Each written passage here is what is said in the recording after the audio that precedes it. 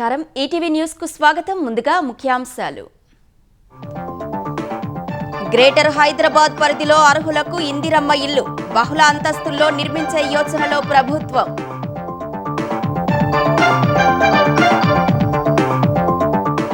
Data సెంటర్లకు రాయితీలపై అధ్యయనం చేయాలన్న రేవంత్ రెడ్డి సంస్థలకు భూములు సకాలంలో అందుబాటులో ఉంచాలని సీఎం సూచన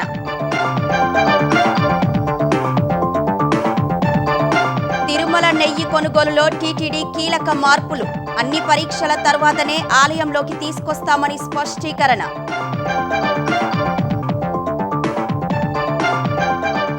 ఓఎంసీ కేసులో ఐఏఎస్ శ్రీలక్ష్మికి బిగుసుకుంటున్న ఉచ్చు మైనింగ్ కేసు డిశ్చార్జ్ పిటిషన్ కొట్టివేసిన సుప్రీంకోర్టు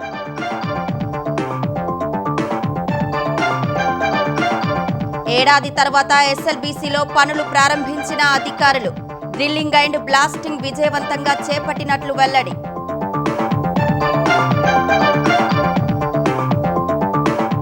మదనపల్లె బాలిక హత్య కేసులో పోలీసుల అదుపులో నిందితుడు కఠినంగా శిక్షిస్తామని చిన్నారి కుటుంబానికి హోంమంత్రి హామీ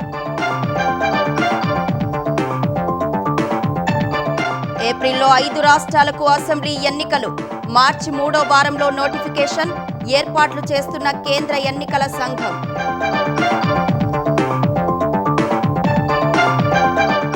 టీ20 వరల్డ్ కప్ లో భారత్ చివరి లీగ్ మ్యాచ్ అహ్మదాబాద్ లో నేడు నెదర్లాండ్స్ తో పోరు రిజర్వ్ ఆటగాళ్లను పరీక్షించే అవకాశం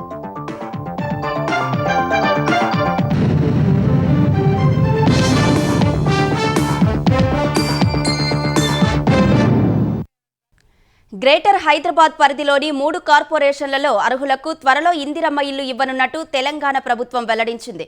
మార్చి వరకు లబ్ధిదారులను ఎంపిక చేయాలని అధికారులను మంత్రి పొంగులేటి శ్రీనివాసరెడ్డి ఆదేశించారు. స్థలాలున్న వారికి నెలాఖరులోగానే ఇందిరమ్మ ఇల్లు మంజూరు చేయాలని తెలిపారు. ఆర్ఆర్ఆర్, ఓఆర్ఆర్ మధ్య ఇళ్ల నిర్మాణాల కోసం 4 స్థలాలు గుర్తించి 10 రోజుల్లో నివేదిక ఇవ్వాలని హౌసింగ్ అధికారులను మంత్రి ఆదేశించారు.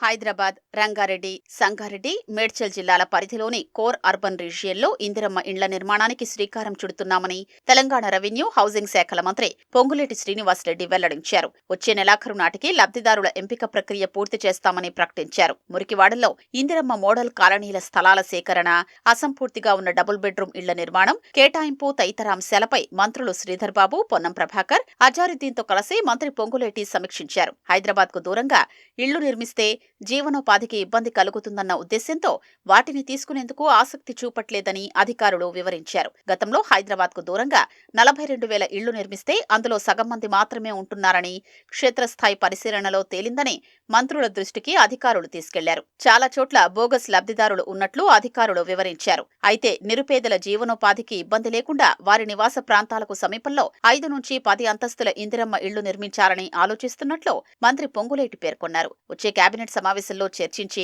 తుది నిర్ణయం తీసుకోనున్నట్లు వెల్లడించారు. స్థలాలు గుర్తించి ఎన్ని ఇళ్లు నిర్మించొచ్చు, ఎంతమంది లబ్ధిదారులు ఉన్నారన్న వివరాలతో 10 రోజుల్లో నివేదిక ఇవ్వాలని అధికారుల్ని మంత్రి ఆదేశించారు. జేఎన్ఎన్ యూఆర్ఎం పథకంలో నిర్మించిన ఇళ్లు శిథిలావస్థకు చేరినందున వాటి స్థానంలో ఇందిరమ్మ ఇళ్లు నిర్మించే ఆలోచనలో ఉన్నట్లు మంత్రి తెలిపారు.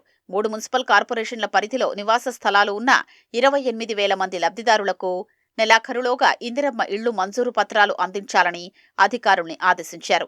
అసంపూర్తిగా ఉన్న నివాసాల్ని లబ్ధిదారులే పూర్తి చేసుకుంటే హౌసింగ్ కార్పొరేషన్ నిధులు మంజూరు చేస్తుందని తెలిపారు. కేటాయించిన ఇళ్లలో నివాసం లేని వారిని గుర్తించి నోటీసులు జారీ చేయాలని మంత్రి శ్రీనివాసరెడ్డి ఆదేశించారు. బోగస్ లబ్ధిదారుల్ని గుర్తించాలని అధికారులకు మంత్రి స్పష్టం చేశారు. అనర్హుల స్థానంలో అర్హులైన పేదల్ని ఎంపిక చేయాలని కలెక్టర్లకు సూచించారు. డబుల్ బెడ్రూమ్ కాలనీల్లో ప్రతి ఇంటికి తాగునీరు, విద్యుత్, డ్రైనేజీ వంటి కనీస వసతులు కల్పించాలని అధికారుల్ని ఆదేశించారు. విద్యుత్ మీటర్లను లబ్ధిదారుల పేర్లకు బదిలీ చేయాలని చెప్పారు. పక్కా ఇళ్ల కాలనీలో తాగునీటి సరఫరా, ఎస్టీపీలు, డ్రైనేజీ వ్యవస్థ ఏర్పాటు చేయాలని ఆదేశించారు. ఆర్ఆర్ఆర్ నుంచి ఓఆర్ఆర్ మధ్యలో మధ్యతరగతి ప్రజల కోసం కేపీహెచ్బీ తరహా ఇళ్లు నిర్మిస్తామని పొంగులేటి వెల్లడించారు. అఫోర్డబుల్ హౌసింగ్ కోసం 4 చోట్ల స్థలాలు గుర్తించి 10 రోజుల్లో నివేదిక ఇవ్వాలని అధికారుల్ని ఆదేశించారు. డేటా సెంటర్లకు వివిధ రాష్ట్రాలు ఇస్తున్న రాయితీలపై అధ్యయనం చేయాలని ముఖ్యమంత్రి రేవంత్ రెడ్డి అధికారులను ఆదేశించారు. తెలంగాణలో డేటా సెంటర్ల ఏర్పాటుకు ముందుకు వచ్చిన కంపెనీలు వారికి అవసరమైన భూమి, ఇతర వసతులపై సచివాలయంలో సీఎం సమీక్ష నిర్వహించారు. డేటా సెంటర్లకు భూ కేటాయింపులో హేతుబద్ధత ఉండాలని సూచించారు. వివిధ ప్రాంతాల్లో డేటా సెంటర్లు, ఇతర మౌలిక వసతుల కల్పనకు సాగుతున్న భూ సేకరణపైన అధికారులను సీఎం ఆరా తీశారు. భూ పరిహారం నిర్ణయంలో ఉదారంగా ఉండాలని అధికారులకు సూచించారు. రైతులతో మాట్లాడి వారు సంతృప్తి చెందేలా పరిహారం నిర్ణయించాలన్నారు. కంపెనీలకు సకాలంలో భూమి, ఇతర వసతులు అందుబాటులో ఉంచితే త్వరగా పనులు పూర్తి చేసుకుంటారని సీఎం అభిప్రాయపడ్డారు. ముఖ్యమంత్రి రేవంత్ రెడ్డి 3 రోజులు ముంబై, ఢిల్లీ పర్యటనల నిమిత్తం నిన్న సాయంత్రం శంషాబాద్ ఎయిర్పోర్ట్ నుంచి బయలుదేరి వెళ్లారు. ముంబైలో 3 రోజుల పాటు జరిగే ముంబై క్లైమేట్ వీక్లో నేడు సీఎం పాల్గొంటారు.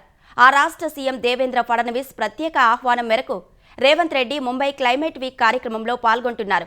తెలంగాణ రాష్ట్ర అభివృద్ధి, హైదరాబాద్ విస్తృత ప్రగతి, పరిపాలనా సంబంధిత అంశాలతో పాటు రాష్ట్ర విజయాలను ఈ వేదికపై సీఎం వివరిస్తారు.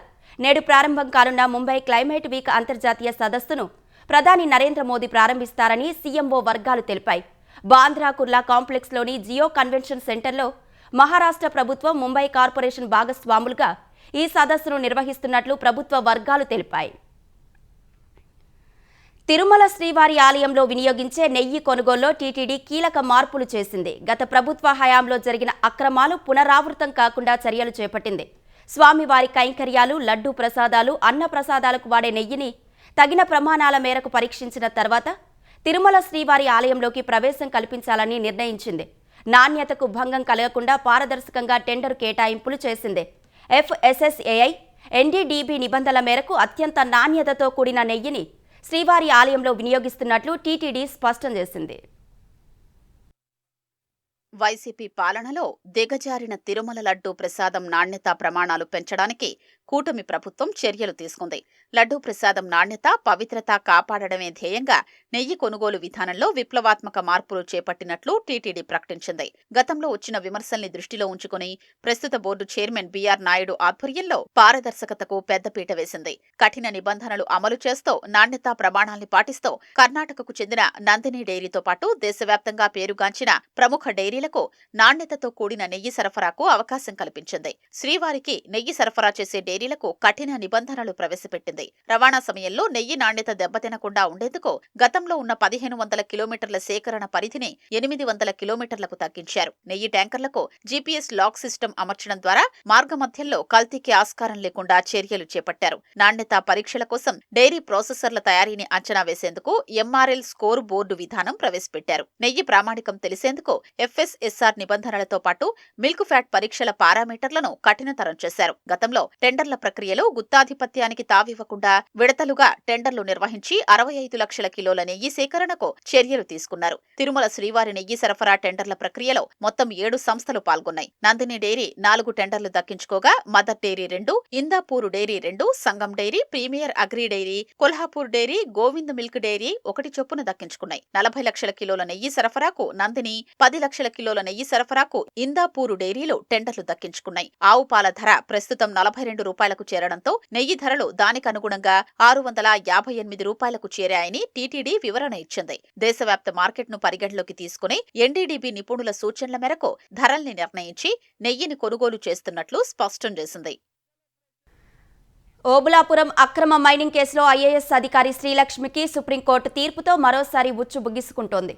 ఓబులాపురం మైనింగ్ కేసు నుంచి విముక్తి కల్పించాలన్న పిటిషన్ను సర్వోన్నత న్యాయస్థానం కొట్టివేయడంతో CBI విచారణ ఎదుర్కోవడం తప్పనిసరిగా మారింది. ఓబులాపురం అక్రమ మైనింగ్ కేసులో నిందితురాలిగా ఉన్న IAS అధికారి శ్రీలక్ష్మికి సుప్రీంకోర్టులో చుక్కెదురైంది. ఈ కేసు నుంచి తనకు విముక్తి కల్పించాలంటూ ఆమె దాఖలు చేసిన పిటిషన్ను సుప్రీంకోర్టు కొట్టేసింది. ఈ కేసులో శ్రీలక్ష్మికి వ్యతిరేకంగా తగిన సాక్ష్యాధారాలున్నందున ఆమె విచారణను ఎదుర్కోవాల్సిందేనని గతేడాది జూలై 25న తెలంగాణ హైకోర్టు ఇచ్చిన తీర్పును సమర్థిస్తూ justice MM Sundaresh, justice NK సింగ్లతో కూడిన ధర్మాసనం ఉత్తర్వులు జారీ చేసింది. 2006 నుంచి 2009 వరకు ఆంధ్రప్రదేశ్ పరిశ్రమలు, వాణిజ్య శాఖ కార్యదర్శిగా ఉన్న సమయంలో Srilakshmi Obulapuram mining company private limited సంస్థకు ఇనుప గనుల లీజులకు సంబంధించి జీవో 151, 152లు జారీ చేశారు. వాటిలో ఆ గనులను కేవలం క్యాప్టివ్ మైనింగ్ కోసమే ఉపయోగించాలన్న షరతును తొలగించి OMC అక్రమాలకు సహకరించి ప్రభుత్వాన్ని మోసం చేశారని CBI ఆమెపై కేసు నమోదు చేసింది. CBI తొలి ఛార్జిషీట్లో తన పేరు లేకున్నా అనుబంధ ఛార్జిషీట్లో కేసులో నిందితురాలిగా చేర్చారని, తనపై నమోదు చేసిన ఎఫ్ఐఆర్ను కొట్టేయాలని శ్రీలక్ష్మి హైదరాబాద్లోని సిబిఐ ప్రత్యేక కోర్టులో పిటిషన్ వేశారు. సిబిఐ కోర్టు ఆమె డిశ్చార్జి పిటిషన్ను 2022 అక్టోబర్ 17న కొట్టేసింది. ఆ ఉత్తర్వులను శ్రీలక్ష్మి తెలంగాణ హైకోర్టులో సవాల్ చేశారు. 2022 నవంబర్ 8న హైకోర్టు ఏకసభ్య ధర్మాసనం ఆమెకు అనుకూలంగా తీర్పిచ్చింది. హైకోర్టు తమ వాదనలు వినకుండా ఏకపక్షంగా శ్రీలక్ష్మికి అనుకూలంగా తీర్పిచ్చిందని 2023లో సిబిఐ సుప్రీంకోర్టును ఆశ్రయించింది. విచారించిన సుప్రీంకోర్టు హైకోర్టు తీర్పును కొట్టేసింది. ఆ కేసును మళ్లీ మొదటి నుంచి విచారించి మెరిట్స్ ప్రాతిపదికన 3 నెలల్లోగా నిర్ణయం వెలువరించాలని 2025 మే 2న ఉత్తర్వులిచ్చింది. తెలంగాణ హైకోర్టు మరోసారి ఈ కేసును విచారించింది. శ్రీలక్ష్మికి సిబిఐ కేసు నుంచి విముక్తి కల్పించడానికి నిరాకరించింది. తనపై వచ్చిన ఆరోపణలపై పిటిషనర్ వాదనలను ట్రయల్ కోర్టులోనే చెప్పుకోవాలని, ఏవైనా తీవ్రమైన తప్పులు, అన్యాయం జరిగే పరిస్థితులుంటే తప్ప ఇందులో జోక్యం చేసుకోలేమని తీర్పు చెప్పింది. దాన్ని సవాల్ చేస్తూ గతేడాది ఆగస్టు 12న శ్రీలక్ష్మి సుప్రీంకోర్టును ఆశ్రయించారు. అదే నెల 29న దానిపై విచారణ చేపట్టిన ధర్మాసనం హైకోర్టు తీర్పుపై స్టే ఇస్తూ ప్రతివాదులకు నోటీసులు జారీ చేసింది. ఈ పిటిషన్ మంగళవారం మరోసారి ధర్మాసనం ముందుకు వచ్చింది. శ్రీలక్ష్మి తరఫున సీనియర్ న్యాయవాది సిద్ధార్థ దవే వాదనలు వినిపిస్తూ విధి నిర్వహణలో ఆమె ఎక్కడా అధికార దుర్వినియోగానికి పాల్పడలేదన్నారు. ఈ కేసులో పిటిషనర్ కంటే ముందు కార్యదర్శి, అప్పటి మంత్రి నిర్దోషులుగా విడుదలయ్యారని తెలిపారు. ఎంఎండీఆర్ చట్టం ప్రకారం గనుల లీజుల కేటాయింపునకు క్షేత్రస్థాయిలో వివరాలను కేంద్రానికి పంపడం వరకే రాష్ట్ర ప్రభుత్వ బాధ్యతని, గనుల కేటాయింపు కేంద్ర ఇష్టమని పిటిషనర్ అదే చేశారని వాదించారు. ఇందులో గనుల కేటాయింపులో పిటిషనర్ కొందరు వ్యక్తుల నుంచి కోట్ల రూపాయలు డిమాండ్ చేశారని మాత్రమే సిబిఐ పేర్కొందని, ఆర్థికంగా ప్రయోజనం పొందినట్లు ఎక్కడా ఆధారాలు చూపలేకపోయిందన్నారు. పిటిషనర్ ఆ పదవిలో ఉన్నప్పుడు ఆమె మరిది రాకేష్ బాబు ఆదాయానికి మించి భారీగా ఆస్తులు కూడగట్టినట్లు తేలిందని సిబిఐ ఛార్జిషీట్లో చెప్పిందని, కానీ ఎలాంటి డబ్బు రికవరీ చేయలేదని వాదించారు. జీవోలో క్యాప్టివ్ మైనింగ్ అన్న పదాన్ని కేంద్ర ప్రభుత్వం వ్యతిరేకించింది కాబట్టే పిటిషనర్ తొలగించారని చెప్పారు. పిటిషనర్ కు ఆర్థిక ప్రయోజనాలు కలగనప్పుడు ఆమెను ప్రాసిక్యూట్ చేయరాదని వాదించారు. ఆ వాదనలను సిబిఐ తరఫున హాజరైన అదనపు సొలిసిటర్ జనరల్ డిపి సింగ్ వ్యతిరేకించారు. శ్రీలక్ష్మి తన పదవిని అడ్డుపెట్టుకుని ఒక కంపెనీకి ప్రయోజనం కల్పించారన్నారని, ఆమె డబ్బు డిమాండ్ చేసినట్లు సాక్షులు వాంగ్మూలం ఇచ్చారని వాదించారు. వాటిపై విచారణ జరగాలని కోరారు. ఇరుపక్షాల వాదనలు విన్న తర్వాత శ్రీలక్ష్మి పిటిషన్ను కొట్టేస్తున్నట్లు జస్టిస్ ఎంఎం సుందరేష్ ఉత్తర్వులు జారీ చేశారు. దీంతో ఓబులాపురం కేసులో శ్రీలక్ష్మి విచారణను ఎదుర్కోవడం తప్పనిసరి కానుంది.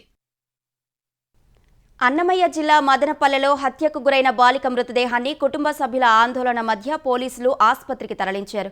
మంగళవారం ఉదయం నుంచి మృతదేహాన్ని తరలించేందుకు పోలీసులు ప్రయత్నించగా బాలిక కుటుంబ సభ్యులు, స్థానికులు అడ్డుకున్నారు. నిందితుడు కులవర్ధన్ను తమకు అప్పగించాకే బాలిక మృతదేహం తీసుకెళ్లాలని డిమాండ్ చేశారు. వీరి ఆందోళనకు కొంతమంది రాజకీయ నేతలు మద్దతుగా నిలిచారు. కడప ఎస్పీ నచికేత్ విశ్వనాథ్, అన్నమయ్య జిల్లా అదనపు SP Venkatadri, Madanapalle sub collector Challa Kalyani ఘటనా స్థలానికి చేరుకొని కుటుంబ సభ్యులు, స్థానికులకు నచ్చజెప్పారు. అన్ని విధాలా న్యాయం చేస్తామని హామీ ఇచ్చారు. ఆ తర్వాత చిన్నారి మృతదేహాన్ని 7 హిల్స్ ఆసుపత్రికి తరలించారు. బాలికను చంపిన నిందితుడు కులవర్ధన్ను స్థానికులు తీవ్ర ప్రతిఘటన తర్వాత పోలీసులు అదుపులోకి తీసుకున్నారు. గతంలోనూ కొంతమందితో నిందితుడు అసభ్యంగా ప్రవర్తించినట్లు ఆరోపణలు ఉన్నాయి. ఆ కోణంలోనూ దర్యాప్తు చేస్తున్నారు. మదనపల్లెలో 7 ఏళ్ల చిన్నారి హత్యోదంతంపై ఆంధ్రప్రదేశ్ హోంమంత్రి అనిత, మహిళా శిశు సంక్షేమ శాఖ మంత్రి సంధ్యారాణి మండిపడ్డారు. చిన్నారి తల్లిదండ్రులతో ఫోన్లో మాట్లాడిన హోంమంత్రి అనిత వారిని పరామర్శించి ధైర్యం చెప్పారు. నిందితులకు కఠిన శిక్ష పడేలా ప్రభుత్వం చేస్తుందని హామీ ఇచ్చారు. కుటుంబానికి న్యాయం జరిగేలా చూస్తామని హోంమంత్రి స్పష్టం చేశారు. ఘటనపై జిల్లా ఎస్పీతోనూ మాట్లాడారు. కేసును సీరియస్గా తీసుకుని చట్టపరంగా నిందితులకు కఠిన శిక్ష పడేలా వ్యవహరించాలని ఆదేశించారు. మదనపల్లె ఘటన ఒక సాధారణ నేరం కాదని, సమాజ గౌరవంపై జరిగిన దాడి అని మంత్రి సంధ్యారాణి ధ్వజమెత్తారు. ఇలాంటి అమానుష చర్యలకు పాల్పడిన వారిపై కఠినమైన శిక్ష తప్ప మరో మార్గం ఉండదని హెచ్చరించారు. ఆంధ్రప్రదేశ్లో మహిళలు, బాలికల భద్రత విషయంలో ప్రభుత్వం ఎలాంటి రాజీ పడదని స్పష్టం చేశారు. బాధిత కుటుంబం ఒంటరిగా లేదని, ప్రభుత్వం సంపూర్ణంగా అండగా ఉంటుందని భరోసా ఇచ్చారు. అంతర్జాతీయ ఫ్లీట్ రివ్యూలో భాగంగా విశాఖ ఆర్కే బీచ్ కేంద్రంగా నిర్వహించే సిటీ పరేడ్, నౌకాదళం విన్యాసాలు, ఫైర్, డ్రోన్ షోలకు రంగం సిద్ధమైంది. నేడు నమూనా విన్యాసాలు, రేపు పూర్తి స్థాయి ప్రదర్శనలు నిర్వహించనున్నారు. తూర్పు నౌకాదళం ఆధ్వర్యంలో జరిగే కార్యక్రమాలకు వివిధ దేశాలకు చెందిన యుద్ధ నౌకలు, దేశ విదేశీ ప్రముఖులు, త్రివిధ దళాలకు చెందిన ఉన్నతాధికారులు హాజరవుతున్న నేపథ్యంలో అధికారులు కట్టుదిట్టమైన ఏర్పాట్లు చేశారు. రేపు నిర్వహించే అంతర్జాతీయ సిటీ పరేడ్లో అన్ని కార్యక్రమాలను ఇవాళ పూర్తి స్థాయిలో ప్రదర్శిస్తారు. బీచ్ రోడ్డులోని పార్క్ హోటల్ కూడలి నుంచి కోస్టల్ బ్యాటరీ వరకు సాగే ఈ పరేడ్ను ప్రజలు, అతిథులు చూసేందుకు ఏర్పాట్లు చేశారు. ఐఎఫ్ఆర్ కోసం విశాఖకు విచ్చేసిన రాష్ట్రపతి ద్రౌపది ముర్ము మంగళవారం రాత్రి విశాఖ ఈఎన్సీ ఆఫీసర్స్ మెస్లో విందు ఇచ్చారు. మరోవైపు ఫ్లీట్ రివ్యూలో పాల్గొనేందుకు సీఎం చంద్రబాబు మంగళవారం విశాఖ చేరుకున్నారు. టీబీఎం విధానానికి స్వస్తి పలికిన తర్వాత ఎస్ఎల్బీసీ సొరంగంలో పనులు పునః ప్రారంభమయ్యాయి. డ్రిల్లింగ్ అండ్ బ్లాస్టింగ్ విధానంలో పనులు ప్రారంభించి మొదటి బ్లాస్ట్ చేశారు. సొరంగం 20.435 కిలోమీటర్ వద్ద మొదటి బ్లాస్టింగ్ విజయవంతంగా పూర్తయిందని నీటిపారుదల శాఖ ఇంజనీర్లు తెలిపారు. సాయంత్రం 4:45 బ్లాస్టింగ్ జరపగా 3.50 మీటర్ల మేర ఫుల్ వచ్చినట్లు చెప్పారు. గతేడాది ప్రమాదం అనంతరం తెలంగాణ ప్రభుత్వం టీబీఎం విధానానికి స్వస్తి పలికి అత్యాధునిక సాంకేతిక పరిజ్ఞానం సహాయంతో డ్రిల్లింగ్ అండ్ బ్లాస్టింగ్ విధానంలో పనులు చేస్తోంది. ఇందుకోసం హెలీబోన్ సర్వే నిర్వహించి భూమి లోపల ఉన్న షీర్ జోన్లు, ఇతరత్రాలకు సంబంధించి ఒక అంచనాకు వచ్చారు. వాటి ఆధారంగా బ్లాస్ట్ చేస్తూ సొరంగం పనులను ముందుకు తీసుకెళ్లనున్నారు. వచ్చే ఏడాదిలో ఎస్ఎల్బీసీ పనులు పూర్తి చేయాలని లక్ష్యంగా పెట్టుకున్న ప్రభుత్వం ప్రత్యేకంగా దృష్టి సారించింది. పనుల పర్యవేక్షణ కోసం ప్రత్యేక విభాగాన్ని కూడా ఏర్పాటు చేశారు. తెలంగాణలో ఎమ్మెల్యేల అనర్హత పిటిషన్ల విచారణ నేడు రేపు కొనసాగనుంది. ఇవాళ ఖైరతాబాద్ ఎమ్మెల్యే దానం నాగేందర్, రేపు స్టేషన్ ఘనపూర్ ఎమ్మెల్యే కడియం శ్రీహరిల పిటిషన్లను అసెంబ్లీ స్పీకర్ ప్రసాద్ కుమార్ విచారించనున్నారు.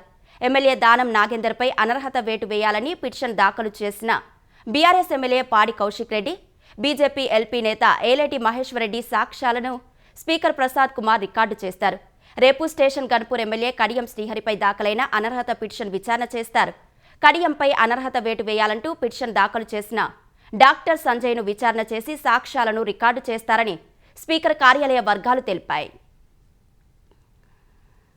ప్రపంచంలో ప్రతి 3 చిన్నారుల్లో ఒకరికి భారత్ నుంచి టీకాలు అందుతున్నాయని Bharat Biotech chief development officer doctor Raches Ella తెలిపారు. హైదరాబాద్లో జరిగిన బయో ఏషియా సదస్సులో పాల్గొన్న ఆయన ప్రపంచ వ్యాక్సిన్ల ఉత్పత్తిలో భారత్ లీడర్గా ఉందన్నారు. పరిశోధన, అభివృద్ధిలోనూ భారత్ కీలక భూమిక పోషిస్తోందని రేచస్ ఎల్లా వివరించారు. మానవాళిపై విరుచుకుపడుతున్న కొత్త వ్యాధి కారకాలపై పరిశోధనలు, ఔషధాలు, వ్యాక్సిన్ల తయారీలో వేగవంతమైన ప్రతిస్పందన అవసరమని అభిప్రాయపడ్డారు. క్షయ నివారణ కోసం ప్రపంచంలోనే అతిపెద్ద క్లినికల్ ట్రయల్స్ భారత్లో ప్రారంభించేందుకు ప్రణాళిక సిద్ధం చేశామని చెప్పారు. వినూత్న ఔషధ ఉత్పత్తుల తయారీ, ఆవిష్కరణలో భారత్ ఎదిగేందుకు ఇదే సరైన దశాబ్దమని రేచస్ ఎల్లా వెల్లడించారు. I mean, why we're here is a very simple mission. There are 125 million children born each year. That's the birth cohort. 1 in 3 children receive a vaccine that's produced in India. When I say produced, vertically produced. So that's R&D and manufacturing in India. And our goal is to touch all the 125 million children in India. And then, of course, also in our next endeavors, develop innovative products towards oncology and autoimmunity.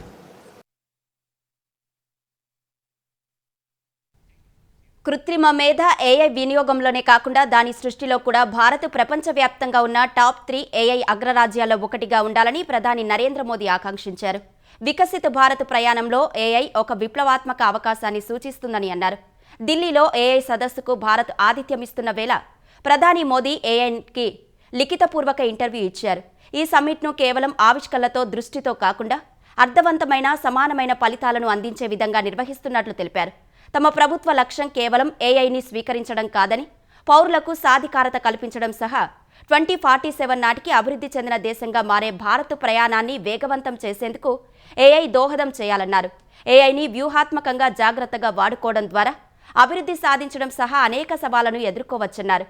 AI కారణంగా ఉద్యోగాలు పోతాయనే యువత ఆందోళనను తాను అర్థం చేసుకోగలనన్న ప్రధాని భయానికి విరుగుడు సిద్ధం కావడమే అని సూచించారు. ఆవిష్కరణలు జరిగినప్పుడల్లా కొత్త అవకాశాలు పుట్టుకొస్తాయనే విషయాన్ని చరిత్ర చెబుతోందని, ఏఐ యుగంలో కూడా అదే జరుగుతుందని మోదీ విశ్వాసం వ్యక్తం చేశారు. తమిళనాడు, పశ్చిమ బెంగాల్, కేరళ, అసోం, పుదుచ్చేరి అసెంబ్లీ ఎన్నికలు ఏప్రిల్లో నిర్వహించేందుకు కేంద్ర ఎన్నికల సంఘం సిద్ధమవుతున్నట్టు తెలిసింది. ఈ ఎన్నికల కోసం మార్చి 2 లేదా 3వ వారంలో ఈసీ నోటిఫికేషన్ ఇవ్వనుందని అధికారిక వర్గాలు తెలిపాయి. తమిళనాడు, అసోం, కేరళ, పశ్చిమ బెంగాల్ అసెంబ్లీల గడువు మే నెలలో ముగియనుంది. పుదుచ్చేరి శాసనసభ గడువు జూన్ 15 నాటికి ముగియనుంది. ఇప్పటికే ఈసీకి చెందిన అధికారులు ఎన్నికలు జరగనున్న రాష్ట్రాల్లో పర్యటిస్తున్నారు. అక్కడి ఏర్పాట్లపై సమీక్షలు నిర్వహిస్తున్నారు. 2021లో పశ్చిమ బెంగాల్లో 8 విడతల్లో పోలింగ్ నిర్వహించారు. అసోంలో 2, తమిళనాడు, కేరళ, పుదుచ్చేరిలో ఒకే విడతలో పోలింగ్ జరిపారు. అటు ఆయా రాష్ట్రాల్లో ఈసీ నిర్వహిస్తున్న సర్ ప్రక్రియ ముగింపు దశకు చేరుకుంది. పుదుచ్చేరిలో ఓటర్ల తుది జాబితాను ఇప్పటికే ప్రచురించారు. అమెరికాలో శ్వేతజాతి దురహంకారానికి వ్యతిరేకంగా పోరాడిన మార్టిన్ లూథర్ కింగ్ అనుచరుడు 2 సార్లు దేశ అధ్యక్ష పదవికి పోటీ చేసిన మానవ హక్కుల ఉద్యమ నేత జెస్సీ ఎల్ జాక్సన్ మరణించారు. 84 ఏళ్ల జాక్సన్ తమ ఇంట్లో కుటుంబ సభ్యుల మధ్య తుదిశ్వాస విడిచారని ఆయన కుమార్తె సంధితా జాక్సన్ తెలియజేశారు. మార్టిన్ లూథర్ కింగ్కు తానే వారసునని జాక్సన్ ప్రకటించుకున్నారు. అమెరికాతో పాటు ఇతర దేశాల్లోనూ నిరుపేదల సమస్యల పరిష్కారం కోసం, వారి రాజకీయ ప్రాతినిధ్యం కోసం జీవితకాలం వెచ్చించిన నిత్య ఉద్యమకారునిగా జాక్సన్ మన్ననలు పొందారు. నిరుపేదలకు విద్య, వైద్య, ఉపాధి అవకాశాల కోసం పోరాటం చేశారు. మార్టిన్ లూథర్ కింగ్ తర్వాత అంతటి నాయకునిగా పేరు గడించారు. నల్ల జాతీయులకు గౌరవాన్ని, సమానత్వాన్ని సాధించడం కోసం కృషి చేసి అనేక సందర్భాల్లో విజయం సాధించారు. మెదడు సంబంధ వ్యాధితో పాటు అనేక అనారోగ్య సమస్యలు చుట్టుముట్టిన ఆయన క్రియాశీల కార్యకర్తగా ప్రదర్శనలు, నిరసనలో పాల్గొనేవారు. జాక్సన్ సేవలకు గుర్తింపుగా 2000 సంవత్సరంలో అప్పటి అమెరికా అధ్యక్షుడు బిల్ క్లింటన్ ఆయనకు దేశ అత్యున్నత పౌర పురస్కారమైన ప్రెసిడెన్షియల్ మెడల్ ఆఫ్ ఫ్రీడమ్ అవార్డును అందజేశారు.